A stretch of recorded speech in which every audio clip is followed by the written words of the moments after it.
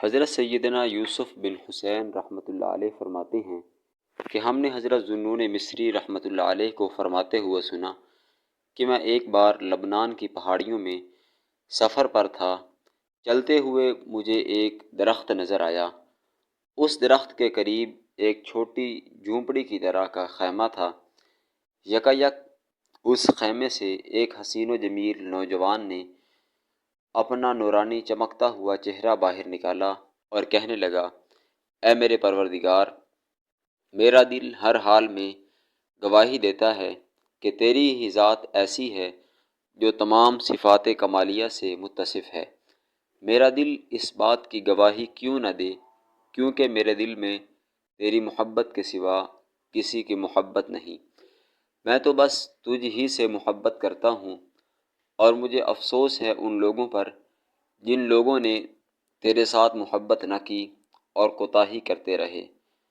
پھر اس نوجوان نے اپنا نورانی چہرہ، چاند جیسا چہرہ جھونپڑی میں داخل کر لیا۔ میں یہ سن کر بہت حیران ہوا، لیکن اس نوجوان کی باتوں کو میں یاد نہ رکھ سکا۔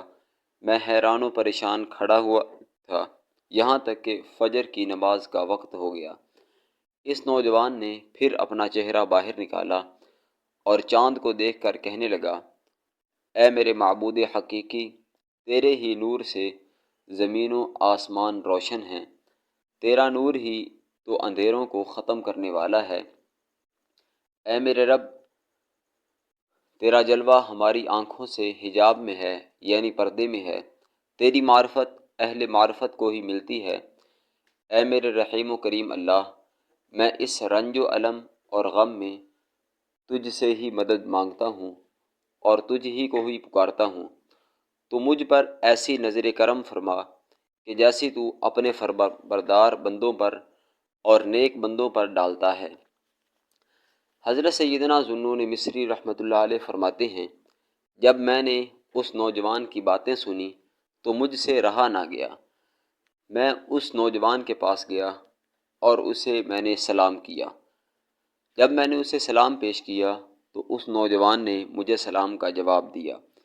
میں نے اس سے کہا، اللہ تجھ پر رحم کرے، میں تیرے سے ایک سوال کرنا چاہتا ہوں، تو مجھے اس کا جواب دے۔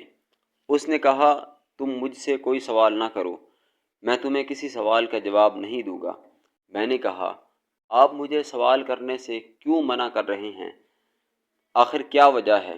اس نے کہا کہ میں تم سے خوف زدہ ہوں، میرے اوپر تمہارا رعب چھایا ہوا ہے، اسی لیے میں تم سے بات نہیں کرنا چاہتا۔ پھر میں نے کہا، آپ کو میری کس بات نے خوف زدہ کر دیا ہے؟